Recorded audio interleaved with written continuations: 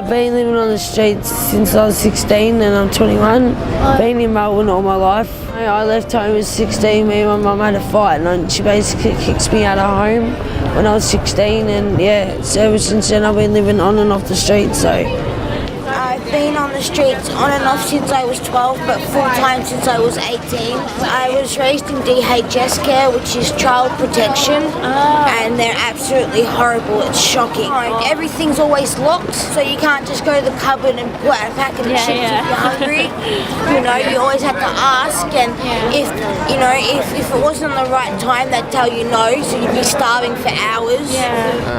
About a year and a half ago, I was robbed and stabbed at knife point. I don't know if you can see it on the camera or not, but I'm just here.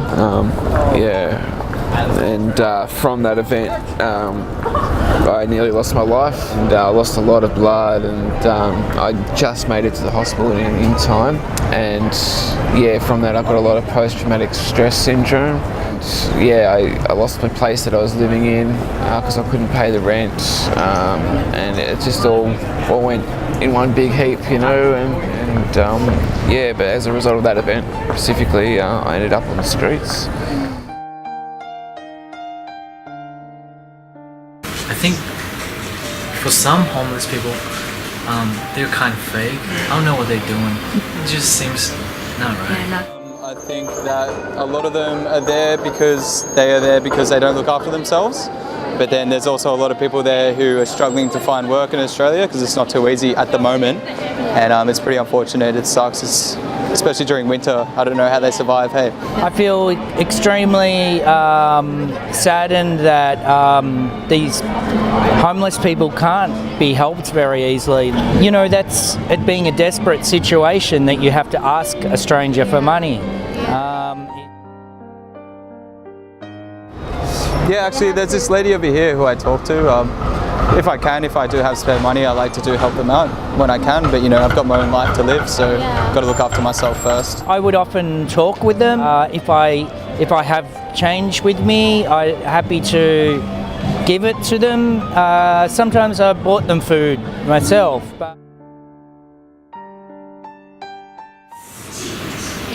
Was it probably their families?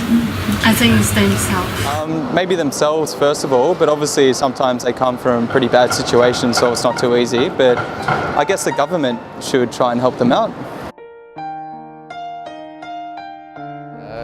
There are shelters around, but they're so inundated with people at the moment that the waiting list, even just for a rooming house or something like that, is months.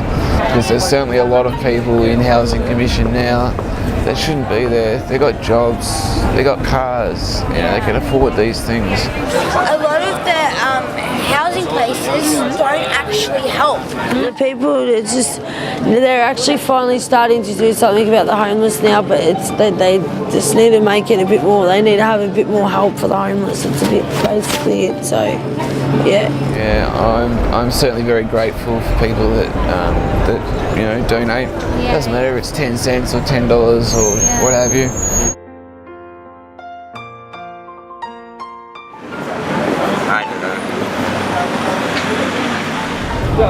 My plan is I've got to wait for some stable housing, and then I can go from there basically. Then I can try and get back in a study, because Front Yard, Melbourne City Mission only just finally got some money that they can, like funding money that they can give me. So yeah. I do. I've just started looking at work again. I had 3 job interviews this week. I'm really hoping I can find some temporary accommodation for at least a 2 or 3 week period, and that way I can really get myself up and running properly. So yeah.